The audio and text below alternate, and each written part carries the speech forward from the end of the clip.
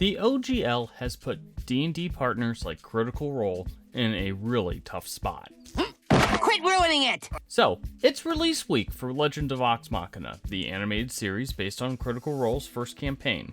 But while the cast of Critical Role would probably much rather talk about their new season of their hit cartoon, something they've put a ton of time and effort into, they instead have gotten caught in the crossfire of the OGL controversy surrounding Wizards of the Coast. As more and more creators and publishers came out against Wizards of the Coast's actions last week, fans and the wider tabletop community looked to Critical Role for support.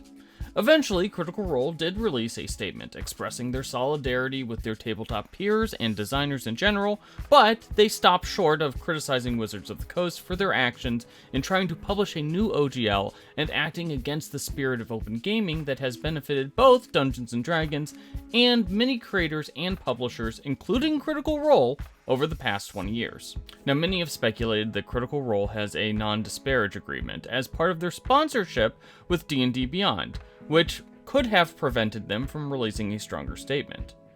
But many are now pointing to an email circulated by Wizards to influencers that they wouldn't be retaliated against for speaking out about the OGL, and now many people are wondering why Critical Role hasn't done more. But while Wizards themselves would probably brand Critical Role a large corporation, as you may remember in the early conversations about the OGL, Critical Role really is just a small business in the grand scheme of things. They are bigger than most tabletop RPG companies, sure, but they're probably not big enough to want to get into any sort of fight with a Fortune 500 company that comes with potential heavy financial consequences. Now, we don't know the terms of any formal partnership with Wizards, whether it's the D&D Beyond sponsorship or the publishing partnership that saw 2 Critical Role books released by Wizards. However, we do know that Critical Role is basically taking splash damage even now.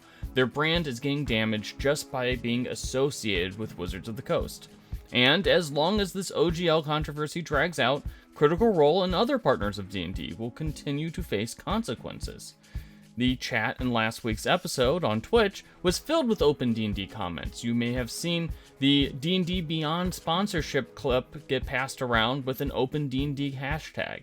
And you'll see some other comments in the posts of recent YouTube videos or in the comments of Twitter posts, although you may need to dig into the weeds a little bit because they aren't getting many likes and they're kind of getting suppressed by Twitter's new algorithm.